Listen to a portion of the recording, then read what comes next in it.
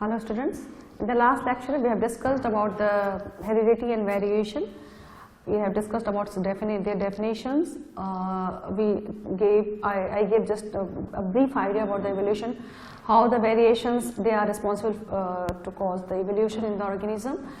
Now in that lecture I told you about the pioneer man, the pioneer scientist behind the genetics is about the Gregor John Mendel, who is also known as the father of genetics. तो थोड़ा सा हम उनके बारे में देखेंगे कि who was Gregor John Mendel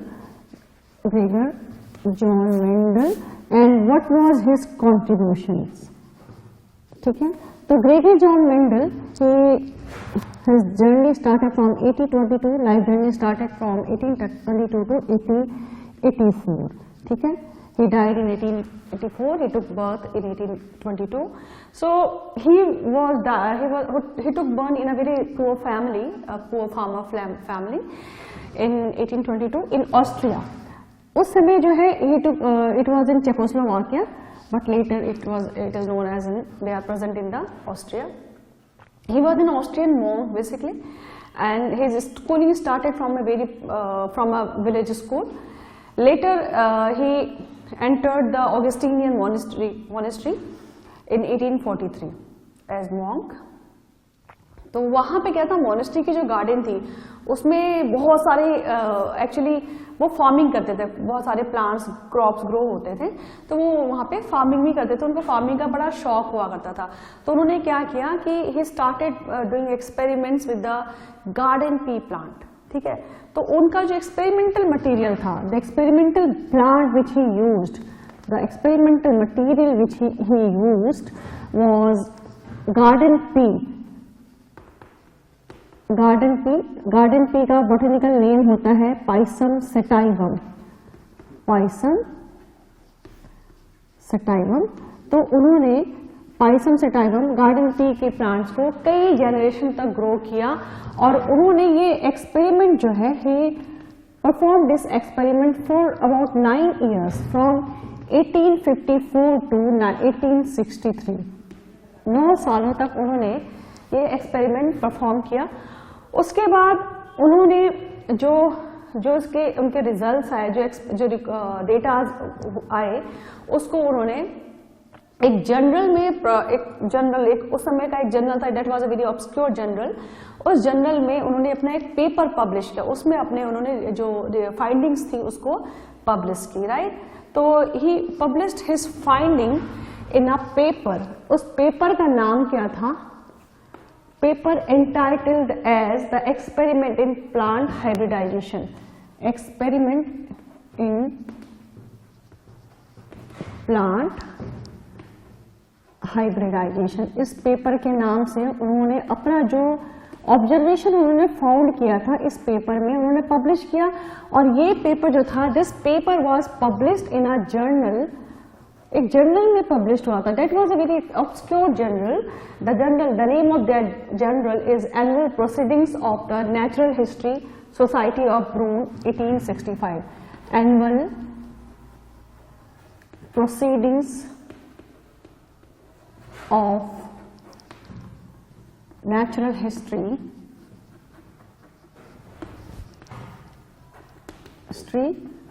society of Broome in 1865. Actually इन्होंने, मैंने बताया कि he joined an Augustinian monastery in Brunn को अभी हम ब्रूनो के नाम से जानते हैं. ठीक है, तो इट वॉज इन ऑस्ट्रिया. तो वहाँ पे ही उन्होंने वहीं का एक पेपर था, एक जर्नल था. The name of that journal is annual proceedings of natural history society of Brunn. Actually ये जो पेपर का नाम है और ये जर्नल का नाम, it's very important regarding your competitive examinations. तो उसको आप लर्न करिएगा अच्छे से. तो उन्होंने इस जर्नल में ये पेपर पब्लिश किया, और इस पेपर में उन्होंने अपनी जो भी रिकॉर्ड्स, जो फाइंडिंग्स थे, जो भी उन्होंने डेटा रिकॉर्ड किए थे, जो फाइंडिंग्स थे, उसको पब्लिश किया. राइट, उन्होंने क्या किया था, he took pea plant and he studied 7 characters. Pea plant में उन्होंने 7 कैरेक्टर्स को स्टडी करी थी, और वो सातों कैरेक्टर्स जो थे, all those 7 characters were the contrasting characters, means उसमें कंट्रास्टिंग ट्रेट्स थे। मान लो कैरेक्टर प्लांट हाइट लिया, तो प्लांट हाइट का कंट्रास्टिंग ट्रेट क्या होते हैं, या तो हाइट टॉल होगी या हाइट शॉर्ट होगी। मान लो उसके फ्लावर का कलर लिया, तो 2 तरीके के फ्लावर के कलर थे, या तो वायलेट कलर होता था फ्लावर का या व्हाइट होता था। इस तरीके से उन्होंने 7 ऐसे कैरेक्टर्स लिए जिनके की कंट्रास्टिंग ट्रेट्स प्रेजेंट थे, राइट। तो अब देखते हैं वो कौन कौन से कैरेक्टर्स थे। ही टुक 7 characters, he studied 7 characters with contrasting traits, and let's make a chart, let's make a table. I am making a table here of all those characters, जिसमें से कि अभी हम टर्मिनोलॉजी लेंगे। कुछ कैरेक्टर्स जो थे, 2 तरीके के कैरेक्टर्स होते हैं, 2 तरीके के ट्रेट्स होते हैं। हर कैरेक्टर के 2 ट्रेट होते हैं, एक डोमिनेंट होता है, एक रेसेसिव होता है। डोमिनेंट कैरेक्टर वो होता है जो कि किसी जनरेशन में एक्सप्रेस होता है। तब एक्सप्रेस होता है जबकि डोमिनेंट और रेसेसिव कैरेक्टर के ट्रेट एक साथ आ गए, डोमिनेंट और रेसेसिव ट्रेट एक साथ आ जाएंगे, और उसमें जो डोमिनेंट ट्रेट रहेगा वो एक्सप्रेस हो जाएगा। मतलब अभी आप देखेंगे कि मैं टर्मिनोलॉजी बताऊंगी कि मान लो प्लांट की हाइट का डोमिनेंट ट्रेट भी आ गया, मतलब टॉलनेस की भी कैरेक्टर आ गई और ड्वार्फनेस की भी कैरेक्टर आ गई, शॉर्ट हाइट की भी कैरेक्टर आ गया। तो क्या होगा, जब दोनों कैरेक्टर प्रेजेंट रहेंगे तो टॉलनेस जो है ना वो शॉर्ट हाइट को मास्क कर देगा, tallness will mask the dwarfness. तो जो कैरेक्टर किसी दूसरे कैरेक्टर को मास्क करता है वो कैरेक्टर डोमिनेंट कैरेक्टर होता है, and the character which is marked upon by the another character, that is the recessive character, right. So he took 7 characters, and those 7 characters are, this is the serial number, characters। और characters में भी मैंने बताया एक dominant होता है और the another character is, another trait is recessive, right। तो पहला कैरेक्टर उन्होंने लिया स्टेम हाइट, प्लांट की जो हाइट थी उसको पहले कैरेक्टर लिया।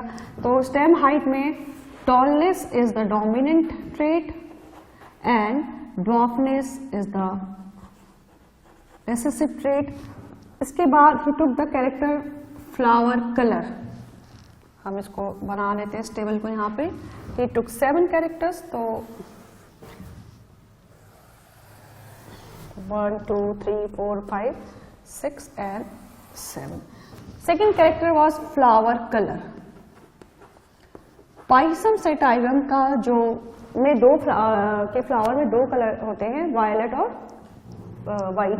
तो जो वायलेट कलर होता है वो डोमिनेंट होता है, और वाइट कलर का फ्लावर जो होता है it is recessive. Third character which it took is the flower position. Flower position भी 2 तरीके की होती है, एक्सियल पोजीशन पे होता है और या फिर टर्मिनल। तो axial position is dominant and terminal position is recessive. अब आप सोचोगे what is axial position and what is terminal position. तो एक एग्जांपल जस्ट मैं दिखा रही हूँ। सपोज ये प्लांट है, ठीक है, दिस इज प्लांट, ये इसकी ब्रांचेज हैं। तो ब्रांचेज जो होते हैं दे अराइजेस फ्रॉम द नोड, ठीक है। सो यहाँ पे जहां से ब्रांच अराइज होता है दैट फॉर्म्स द एक्सिस। इस एक्सिस से जो फ्लावर ओरिजिनेट होगा, this position will be known as the axial position, axial position of the flower. कहीं भी एक्सिस से जो फ्लावर अराइज होता है this position will be known as the axial flower. मान लो ये जो सेकेंडरी ब्रांच है इसके बाद इसके भी टर्शरी ब्रांचेज हैं, ठीक है। मान लो ये जो सेकेंडरी ब्रांच है इसकी भी टर्शरी ब्रांचेज हैं। तो जो टर्शरी ब्रांचेस की भी जो एक्सिस से नोड से जो फ्लावर अराइज होगा again it is known as the axial flower. But the flower which originate at the terminal position of the branch, किसी भी ब्रांच के या मेन शूट के टर्मिनल पोजीशन पे जो फ्लावर ओरिजिनेट होगा that flower position will be known as the terminal. तो अगर मान लो फ्लावर यहाँ पे ओरिजिनेट हो रहा है, यहाँ पे बॉर्न हो रहा है, यहाँ पे फ्लावर ग्रो हो रहा है, तो this will be known as the terminal position, right. This is the axial position of the flower and this is the terminal position of the flower. This is also the terminal position of the flower. So ये हो गया flower position. Next character which he took was the pod shape. जो आप मटर की फलियां लिखते हो ना, अभी सर्दियों का सीजन है, खूब ग्रीन मटर, ग्रीन पीज आपके घर में आ रही होगी, तो आप इसके पॉड शेप को ऑब्जर्व करना, राइट. तो पॉड शेप दो तरीके का होता है, इन्फ्लेटेड एंड कॉन्स्ट्रिक्टेड. ठीक, इन्फ्लेटेड कैसा होगा, suppose this is the pod, तो दिस इज इन्फ्लेटेड शेप. और अगर ये ही जो है यहाँ पे थोड़ा सा इस तरीके से इस तरीके की मार्जिन प्रेजेंट होगी, then it is known as the constricted. So pod shape is inflated. जो इन्फ्लेटेड कैरेक्टर है पॉड शेप का, this is the dominant trait, and if it is constricted it shows the recessive trait. Another character was pod colour. Pod colour जो होते हैं वो दो तरीके के होते हैं, ग्रीन कलर का भी होता है और येलो कलर का होता है. तो जो ग्रीन कलर का पॉड का कलर होता है, इट इज डोमिनेंट, राइट. तो green colour of the pod is dominant and yellow colour of the pod is recessive. Next character which he took was the seed shape. ठीक है, seed shape जो होता है, दो तरीके की जो ग्रीन पीज होती हैं उनके सीड शेप दो तरीके का होता है. एक तो एकदम स्मूथ होगा, राउंड एंड बिल्कुल स्मूथ होगा. ठीक है, तो राउंड शेप होता है, that is dominant trait. And if it is wrinkled, ठीक है, then it is recessive trait. तो round and wrinkled two traits are present in the seed shape. Next and the last character which he took is the seed color. Seed color, pot का green colour dominant होता है और yellow colour recessive होता है, but seed का yellow colour dominant होगा और green colour जो है वो रेसेसिव होता है. Yellow is dominant seed, yellow seed colour is dominant and green seed colour is recessive. So he took these 7 characters and all these 7 characters they were present on different pairs of chromosome. ठीक है, सारे एक chromosome पे नहीं present थे. जितने भी ये 7 पेयर्स ऑफ कैरेक्टर उन्होंने लिए थे, all these 7 pairs of characters are present on different chromosomes, right? So they are present, all the characters present on different chromosome pairs. कौन कौन से पेयर थे? Chromosome number 1, chromosome number 5, chromosome number 7, 1, 4, 5 and 7. In chromosomes पे ये सारे character present थे, right. Now Mendel ने ये एक्सपेरिमेंट परफॉर्म किया 1865 में, मतलब 1854 से लेकर 1863 तक उन्होंने एक्सपेरिमेंट परफॉर्म किया. उसके बाद 1865 में इसको पब्लिश किया. बट मैंने बताया था कल भी कि it was very sad to know that his work remain unnoticed till 34 years.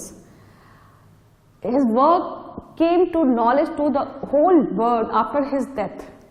उनकी डेथ के बाद पूरे वर्ल्ड को पता चला उनके कंट्रीब्यूशन के बारे में, what he did exactly in the field of the genetics, right. So his work remain unnoticed. Why? What are the reasons? What are the reasons that his work remained unnoticed till 34 years.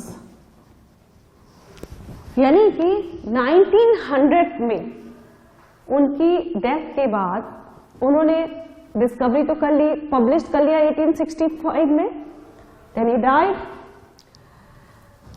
After 1866 में और भी लोगों को पता चला था, तो 1866 के बाद 1900 में then there were 3 scientists who rediscovered the Mendel's work.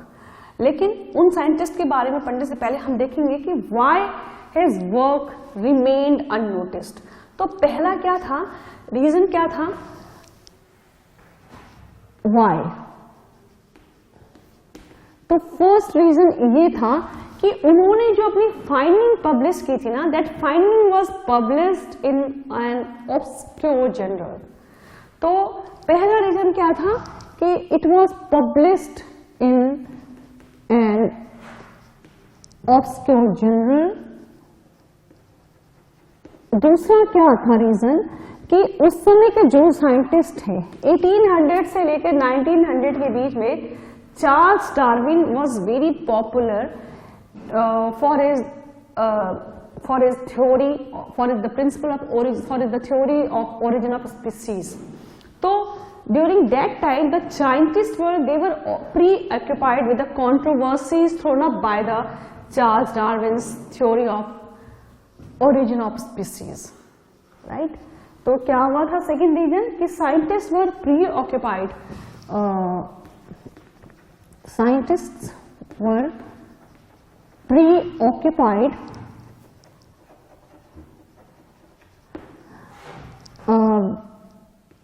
with the controversies thrown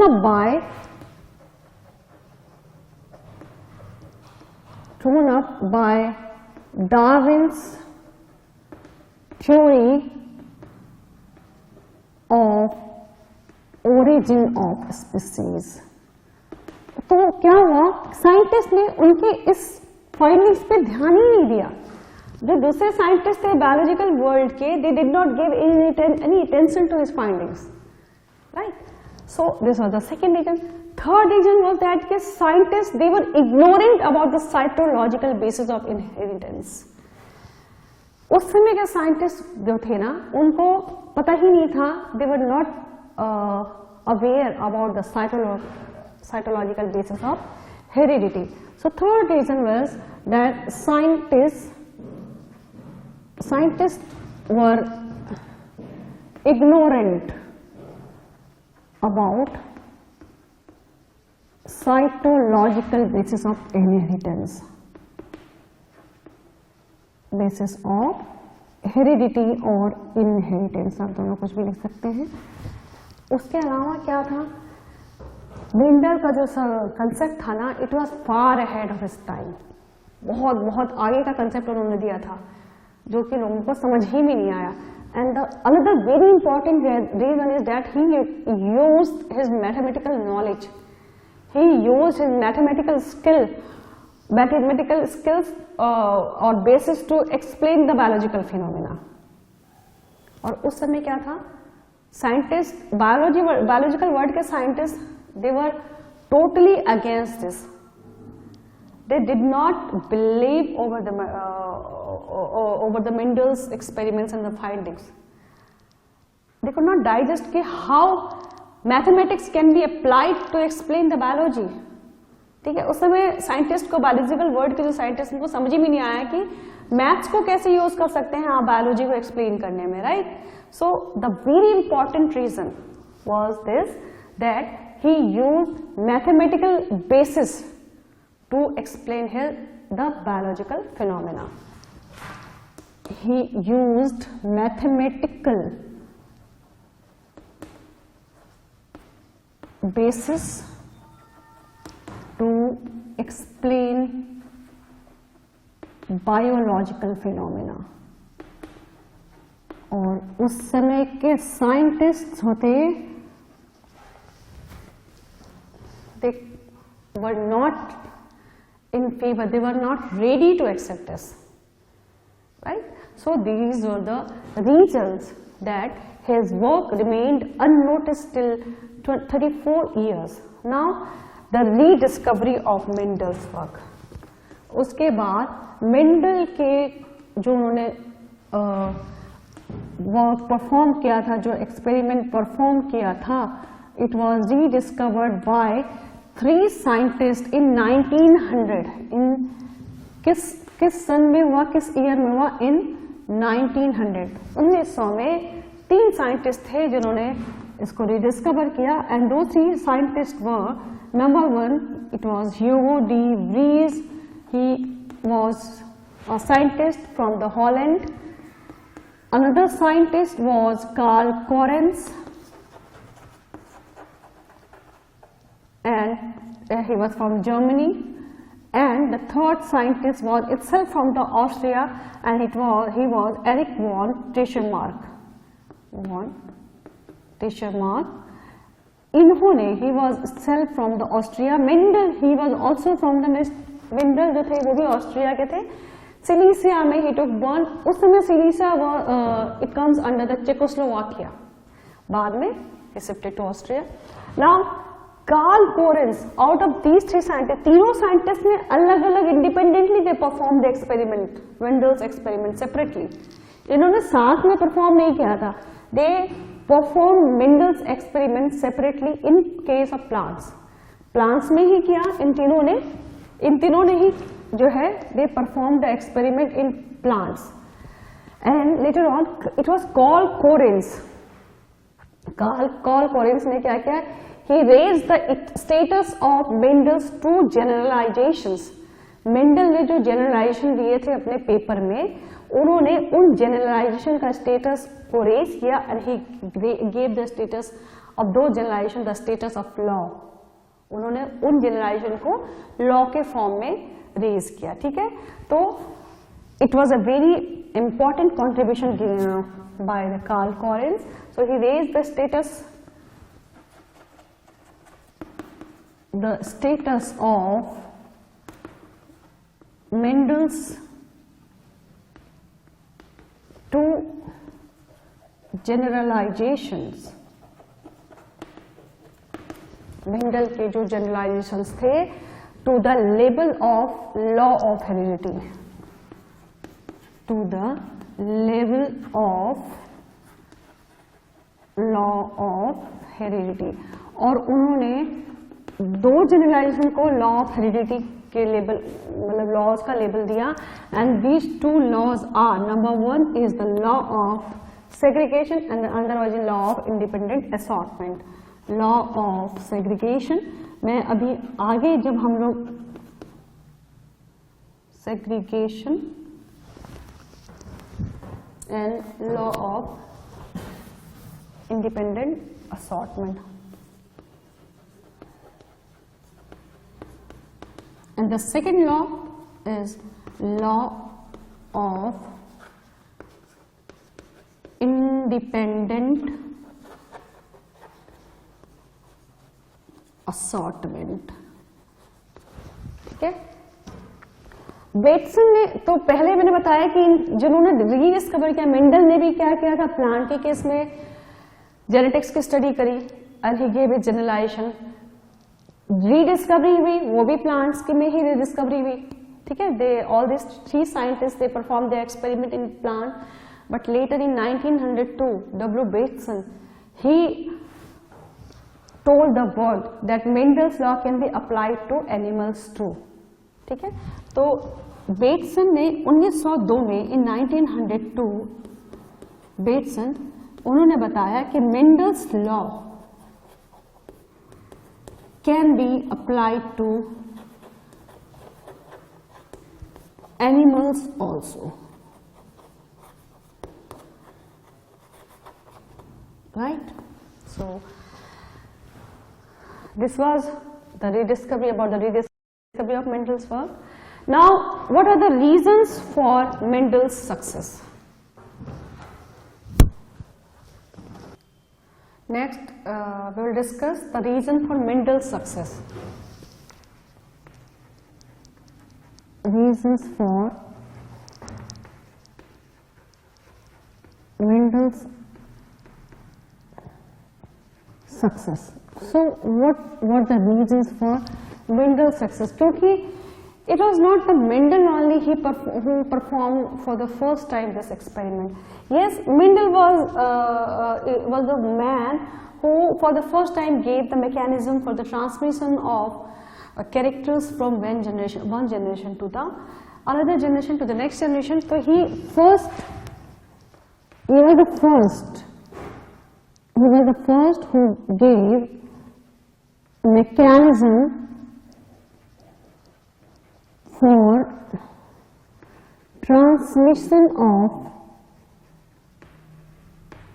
characters or the traits from one generation to next, ठीक है, to the next generation, but ये लेकिन मेंडल के पहले बहुत सारे साइंटिस्ट थे जिन्होंने जेनेटिक्स को, जिन्होंने हेरिडिटी को स्टडी करी थी, but they were not successful in giving the mechanism of this transmission of traits, right?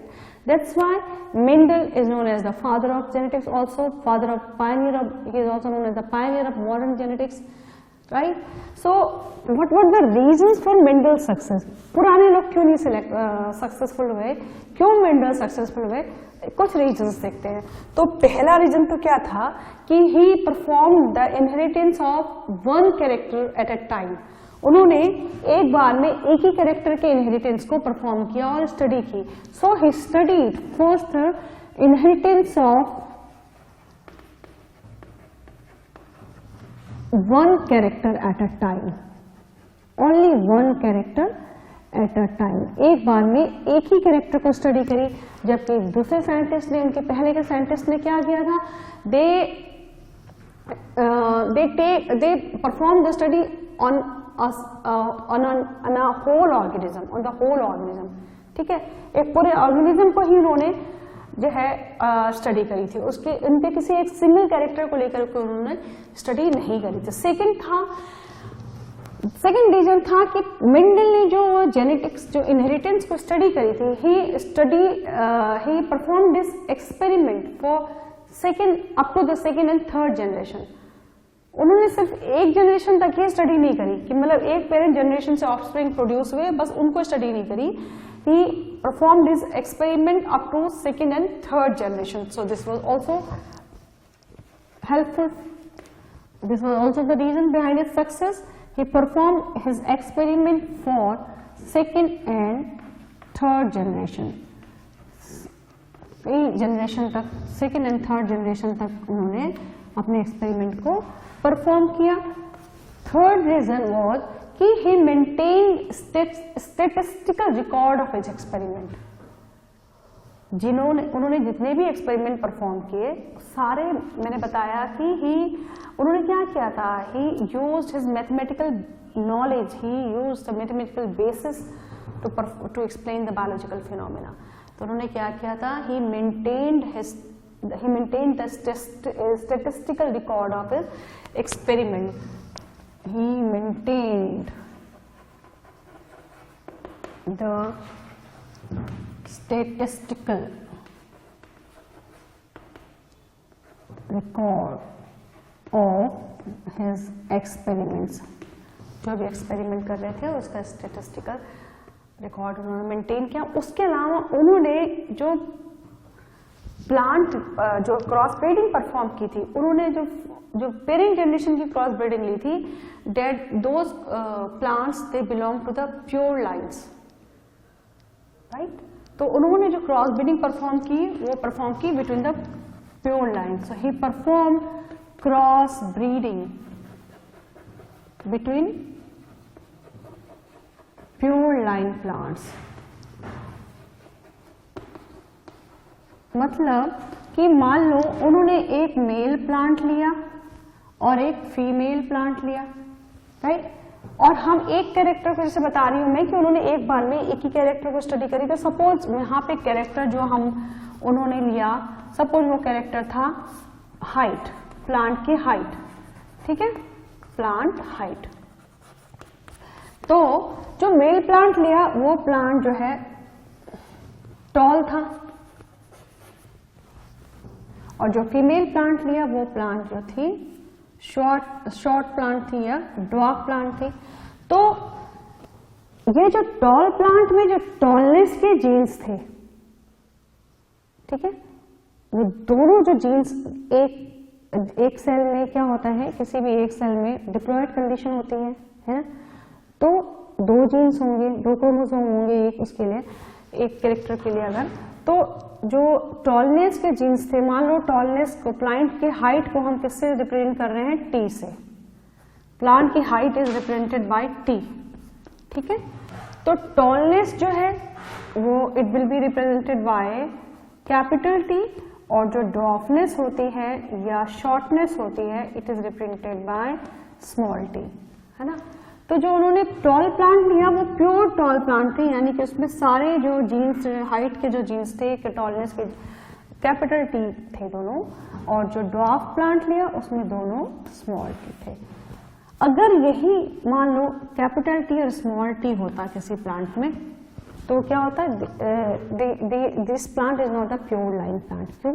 क्योंकि कैपिटल टी जो टॉलनेस होता है वो ड्वार्फनेस के ऊपर डोमिनेंट होता है, तो ये प्लांट तो हमें फिजिकली तो ये हमें टॉल दिखेगा, जब इसका फिजिकल अपीयरेंस आप देखोगे morphologically it will appear tall, लेकिन अगर इसका जीनोटाइपिक स्टडी करेंगे, इसका जीनोटाइप देखेंगे, तो आप देखोगे कि एक कैपिटल टी प्रेजेंट है और एक स्मॉल टी प्रेजेंट है। तो अगर दोनों मतलब रेसेसिव ट्रेट भी प्रेजेंट है तो it will not be supposed, it will not be known as the pure line plant, right. So this is the pure line plant. तो इन्होंने क्या किया था, he perform cross breeding between the two pure line plant, यानी कि जो jeans होंगे वो एक जैसे होने चाहिए। अगर कैपिटल टी है तो दोनों कैपिटल टी होना चाहिए, स्मॉल टी है तो दोनों स्मॉल टी होना चाहिए। और उसके अलावा एक और रीजन था कि he dealt with large sample size.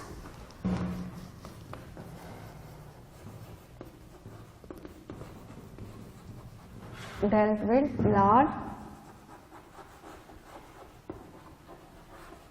sample size, right? So this was the reason for Mendel's success. एक रीजन और था, एक बहुत इंपॉर्टेंट रीजन ये था कि उन्होंने पी प्लांट को सेलेक्ट किया था। He was lucky to choose, he was lucky to select pea plant.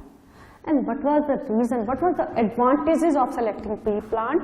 Let's see the advantages of selecting pea plants. क्योंकि इसके अलावा उन्होंने और भी प्लांट्स को सेलेक्ट किया था, उस पर भी स्टडी करी थी, but he was not successful in those plant, but in case of P plant he became successful. So what were the advantages of selecting P plant? Let's see. तो पहला क्या था कि सेलेक्टिंग पी प्लांट, जो P plant होता है, एक तो ये एनुअल प्लांट होता है, यानी कि एक साल के अंदर ही जो है ये प्लांट जो है आपको फ्रूट देगा, सीड देगा, राइट। दूसरा क्या होता है, इसका शॉर्ट लाइफ साइकिल होती है। इस प्लांट की जो लाइफ साइकिल होती है बहुत शॉर्ट लाइफ साइकिल होती है, 3 to 4 months is the life cycle of this plant. तो 3 से 4 महीने के अंदर ही आप किसी इसके प्लांट के बीज को आप उगाओगे और आपको प्लांट मिलेगा और आप इसके flower and fruit and then you will get the seed further again. तो 3 से 4 महीने के अंदर ही आप उस प्लांट के प्रोडक्ट को पा सकते हो, ठीक है। So another reason advantage is the short life cycle. उसके अलावा it is self pollination, self pollinating. एक तो ये complete flower था and it is self pollinating. Complete flower means all the floral parts are present, sepals, petals, stamens and stils. And the another reason is that they are self pollinating. Self pollinating होने से self pollination से क्या होता है, अगर the plant by continuous self pollination we can get the pure line of the plant, ठीक है।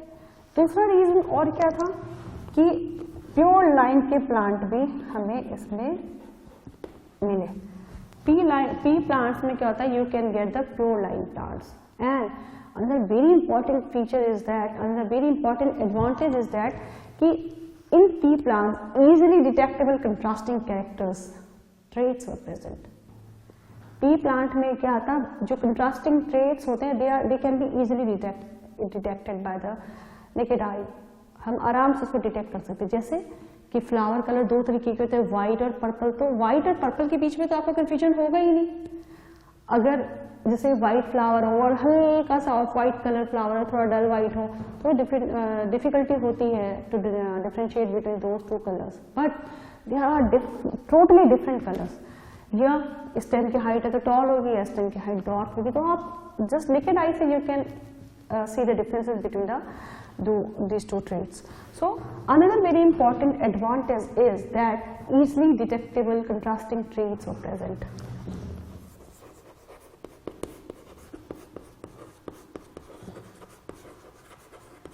Easily detectable contrasting traits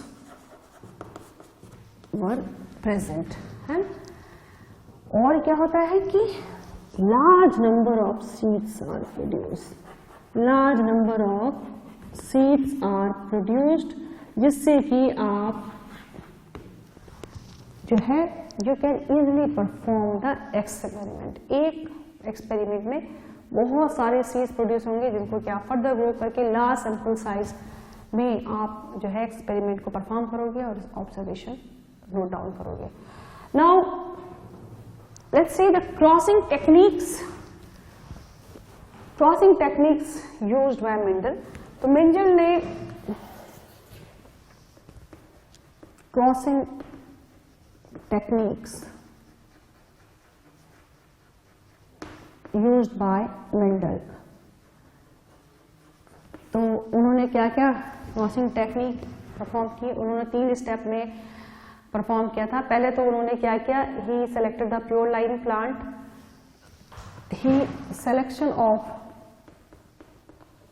pure line plant, ठीक है, प्योर लाइन प्लांट का सिलेक्शन किया। प्योर लाइन कैसे प्रोड्यूस किया जाता है? Pure line plants are produced by self pollination for several generation, ठीक है। Pure line plants are produced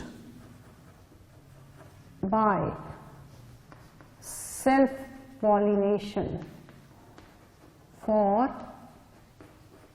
several generation.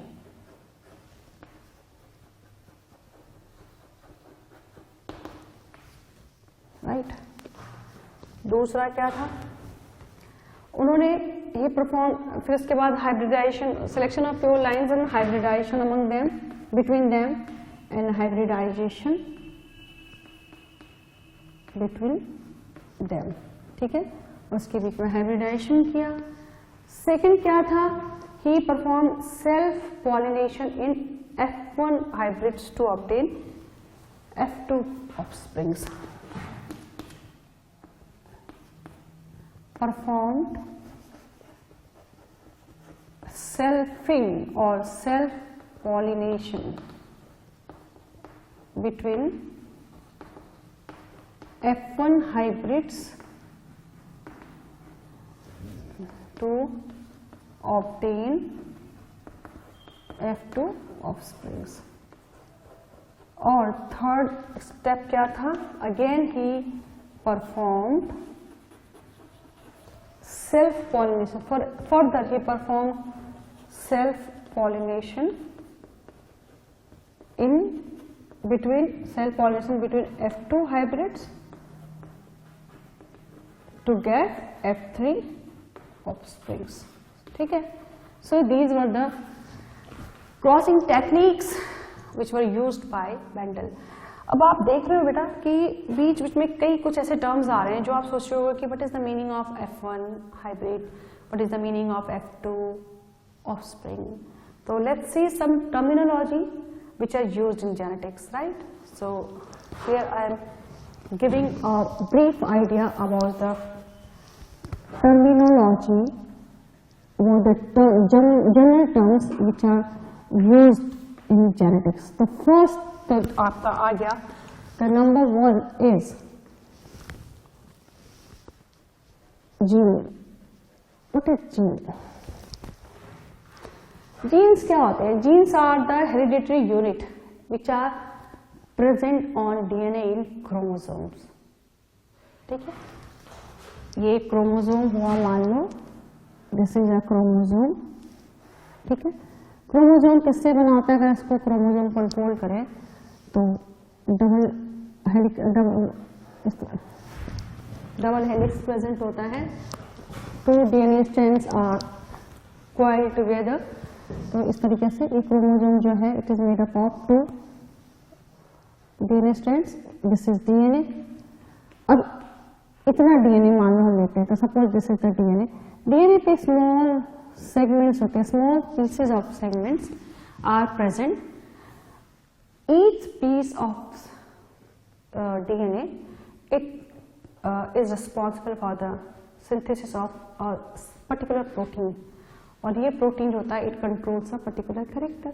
So this each piece of DNA is known as genes. ये जो DNA का ये जो piece है इसको क्या बोलते हैं? genes. तो हर DNA पे एक DNA strand पे कई सारे genes present होते हैं और हर gene जो है each gene is responsible for controlling for production of the protein or synthesis of the protein which controls the character, which regulates the characters of the organism. So what is, and this gene is transmitted from one generation to the another generation, which is responsible for the controlling of the character, which is responsible for the expression of the traits, expression of the characters in the organism. So genes are the hereditary units. What are genes? Genes are hereditary. What are genes? Genes are the hereditary unit.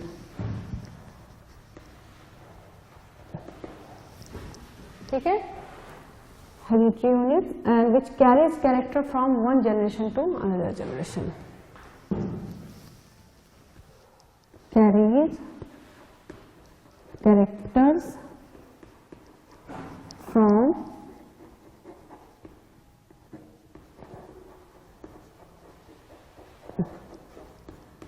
one generation to other generation. Second is alleles. Suppose अब हम इसको साथ में ना example लेते हुए चलेंगे ताकि आपको थोड़ा समझ में आए. मान लो हम एक कैरेक्टर प्लांट हाइट लेते हैं, ठीक है. प्लांट हाइट का जीन्स को हम रिप्रेजेंट करते हैं टी से, राइट. तो example plant height, plant height का जीन्स है दिस इज टी, ठीक है. अब ये नेक्स्ट आ गया आपका एलेल्स.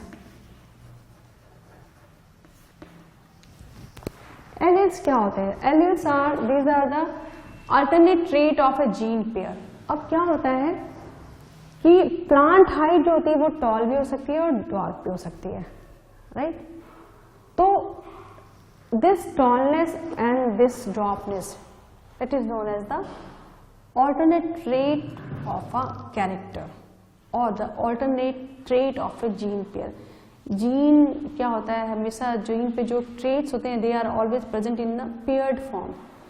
किसी भी जीन्स पे ट्रेट्स जो है हमेशा पेयर्ड फॉर्म में रहते हैं. So what are alleles? Alleles are the alternate traits of a gene pair.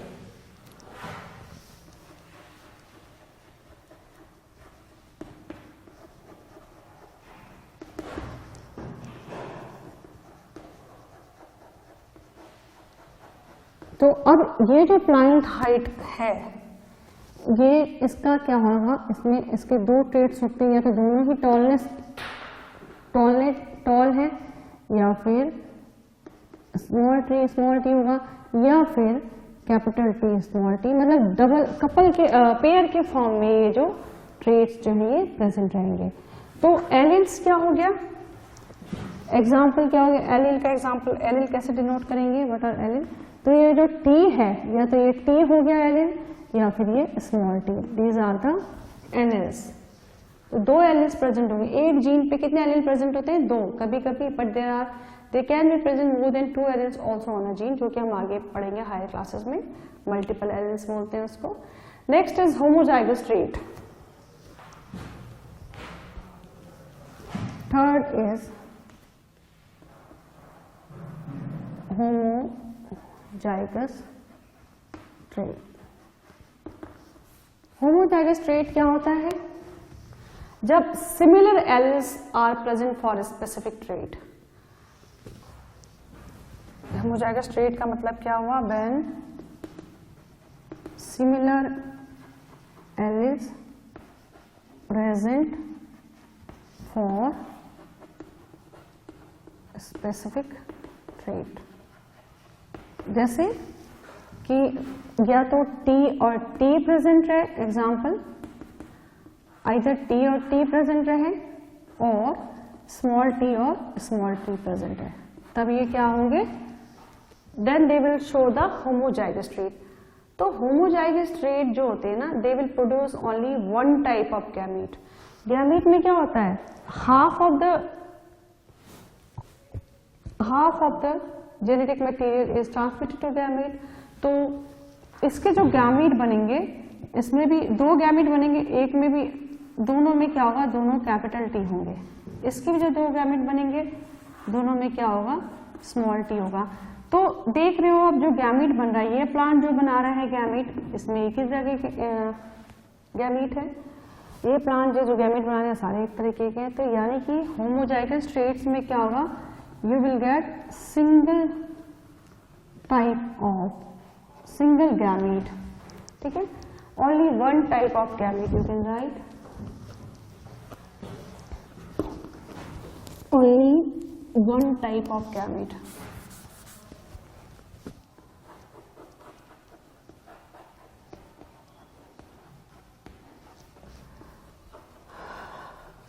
Right, fourth आ जाओ, heterozygous trait.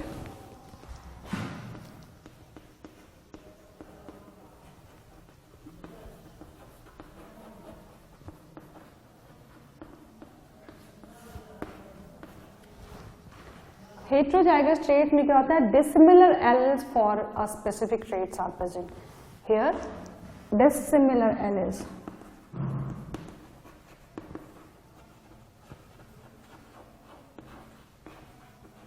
for a specific trait is present.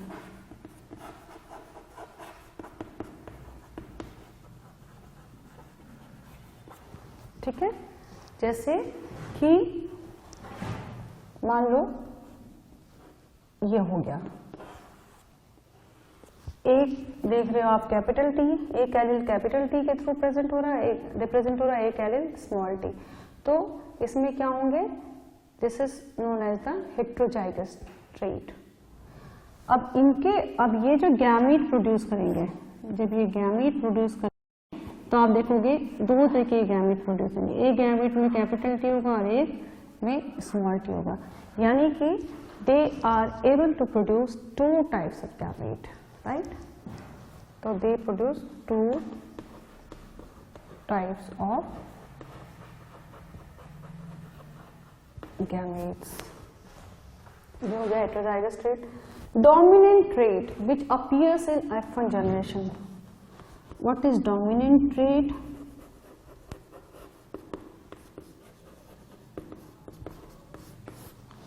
Dominant trait is the trait which appears in F1 generation.